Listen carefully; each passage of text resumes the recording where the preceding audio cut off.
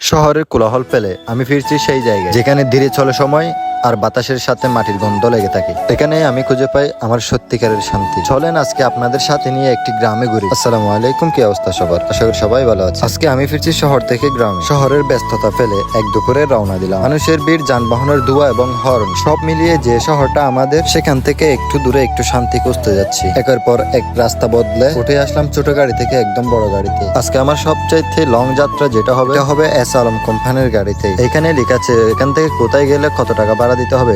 আমি যেহেতু চট্টগ্রাম জলদি নেমে যাবো, আমার থেকে ভাড়া নিল 130 টাকা। এটাই হলো এস আলম বাসের টিকিট। আমি কাউন্টারের ভিতরে টিকিট নিয়ে বাস আসার জন্য ওয়েট করতেছিলাম। বাস আসার সময় হয়েছে, তাই আমি একটু বাইরে বের হলাম। এখানে এই জায়গায় অন্যান্য দিন অনেক বাস জমাট হয়ে থাকে। অন্যান্য দিনের তুলনামূলক আজকে একটু বাস কমই আছে। এরকম লং যাত্রায় আমার পিপাসা পাই গাড়িতে। এজন্য কাউন্টারের পাশের দোকান থেকে একটা পানি আর দুই একটা বিস্কিট নিয়ে নিলাম। হঠাৎ শুনে বাস কর্তৃপক্ষের একজন বলতেছে বাঁশখালী বাস চলে আসে। আমাদের ডেকে নিয়ে এসে বাঁশখালী বাসটা দেখা দিল, প্লাস আমরা উঠে গেলাম। এখানে টিকিটে যে সিটটা মার্ক করা, আমাদের ওই সিটে বসতে হবে। আমি সিটে বসে ওয়েট করতেছিলাম যে গাড়ি কখন স্টার্ট হবে। অবশেষে 15 মিনিট ওয়েট করার পর আমাদের গাড়ি স্টার্ট হলো এবং রানিং এ আছে। চলে আসলাম নতুন ব্রিজ। নতুন ব্রিজ থেকে আসলে কর্ণফুলী নদীর ভিউটা অসম্ভব সুন্দর লাগে। আকাশে মেঘের ছড়াছড়িতে বলাই যাচ্ছে না। নতুন ব্রিজ থেকে বাঁশখালী যাওয়ার সময় নতুন ব্রিজ ওরফে শাহ আমানত সেতুর যেটা টুল বক্স আছে, এটা শুরু হয় 2010 সাল থেকে। আমার প্রশ্ন, এই টুল বক্সটা আর কত বছর থাকবে? যারা জানেন কিংবা যারা বুঝেন তারা একটু কমেন্ট বক্সে প্লিজ বলেই যাবেন। নতুন ব্রিজ পার হতে হতে শহরের কোলাহল যেন কোথায় হারিয়ে গেছে। এবার দেখা হবে সেই প্রকৃতির মৃদু হাসির সাথে। রাস্তা বদলালো, উঁচু উঁচু বিল্ডিং এর জায়গায় এলো দানকে। দিনের ছাদ পেরিয়ে চোখে পড়লো সেই গাছের সারি, আর বাতাসের সাথে মিশে এলো চেনা গ্রামের সেই গন্ধ। প্রকৃতি যেন তার প্রেমে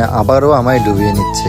যতই সামনে যাচ্ছিলাম ততই মনে হচ্ছিল মাটির টানে কিছু একটা যেন আমায় টেনে নিচ্ছে। প্রতি বছর ঈদ উল আজহার সময় এই জায়গায় সারিবদ্ধভাবে হাজার হাজার গরু, এখান থেকে হাজার হাজার মানুষ গরু কোরবানির জন্য কিনে নিয়ে যায়। বিক্রেতারাও গরু বিক্রি করে অনেক অনেক স্বাবলম্বী হয়। মূলত এটা একটা গরুর হাট ছিল, যেটা তৈলাদ্বীপ ব্রিজের আগে। এটাই হচ্ছে সেই তৈলাদ্বীপ ব্রিজ, যেটা প্রকৃতির মায়ায় একদম ডুবে আছে। এই ব্রিজের ভিউটা আমি আপনাদের ভিডিও করে বোঝাতে পারবো না। খালি চোখে দেখলে এই প্রকৃতি যেন মন ছুঁয়ে যায়। আমি যতবারই গ্রামে ফিরি, আবার যতবারই শহরে ফিরি, গাড়িতে থাকা অবস্থায় আমি চেয়ে থাকি এই ব্রিজটা কখন আসবে, কখন একটা মুগ্ধকর প্রকৃতি চোখের সামনে আসবে আর মনের মধ্যে একটা শান্তি অনুভব হবে। এই আশায় যাত্রা যেন আমার অনেক আনন্দময় হয়। অবশেষে চলে আসলাম বাঁশখালীর ভিতরে। এসেই ঢুকতে যেন প্রকৃতি আমাকে স্বাগতম জানাচ্ছে ফুলের মাধ্যমে। আমাদের বাঁশখালীর সাইনবোর্ডটা অসম্ভব সুন্দর লাগে, আই লাভ বাঁশখালী। আমি বাঁশখালীকে ভালোবাসি কারণ আমার জন্মই বাঁশখালী। অবশেষে নেমে পড়লাম গাড়ি থেকে। চলে আসলাম গ্রামের সেই ছোট্ট একটা রাস্তার মাঝে। রাস্তার দুই পাশে আছে গাছ সারিবদ্ধভাবে। দূর থেকেই দেখা যাচ্ছিল কিছু কৃষক কি জানি করতেছে।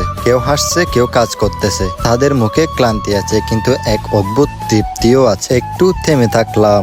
চারদিকে দেখছিলাম তাদের সাথে সাথে হাসছে প্রকৃতি, হাসতেছে সূর্য এবং সাথে গাছপালাও। দুজন কৃষক চড়াই নেমে হাতে প্লেট নিয়ে ছড়া থেকে বালি তুলতেছে। হাতে বালি লেগে আছে, পানিতে ডুবে আছে পা, তবুও যেন লেগে আছে মুখে হাসি। পাশে হাঁটতেছে মুরগি, তার সাথে উঠতেছে বক। হালকা পানিতে মাছ ধরতেছে হাসে। এদিকে আবার সূর্য যেন তার রঙে রঙিন করতেছে মাঠঘাট।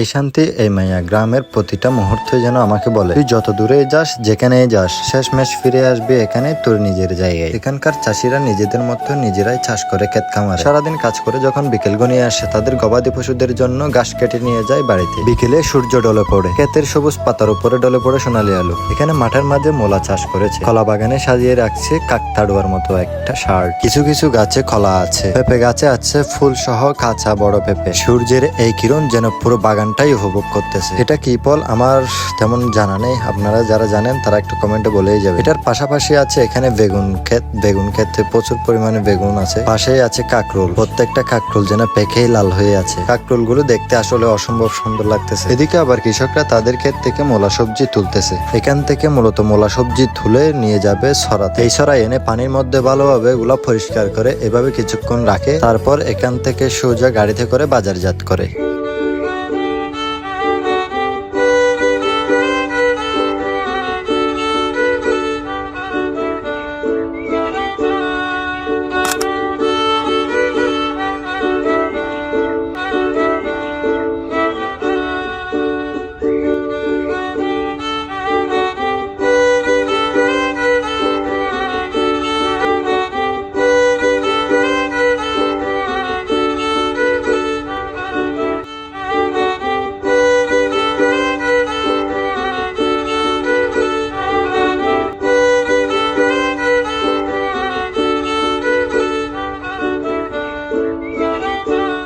সূর্য তার নিজের মতো করে বিদায় নিচ্ছে। এদিকে ফুল গাছে গোলবাহার তার নিজ ইচ্ছাতে নিজের মতো করে ফুল তুলতেছে। মেঘেরাও সূর্যের সাথে তাদের সৌন্দর্য তুলে ধরতেছে। এদিকে আবার মেঘ তার সৌন্দর্য যেন বিলিয়ে দিচ্ছে। বিকেল গনিয়ে আসতেছে, মানুষ তাদের নিজে বাড়ি ফিরতেছে। কেউ সবজি নিয়ে ফিরতেছে, আবার কেউ ঘাস নিয়ে ফিরতেছে, আবার কেউ খালি গায়ে ফিরতেছে। আবার ছোট শিশুরাও মাঠ থেকে শাক তুলে আনতেছে। আমিও ফিরতেছি আমার ঠিকানায়, কারণ বাড়ি অনেক দূর যেতে হবে গাড়ি করে। গাইস, কেমন লাগলো আজকের এই ভিডিও সবাই কমেন্ট বক্সে জানিয়ে দিবেন। দেখা হবে নেক্সট ভিডিওতে। আল্লাহ হাফেজ।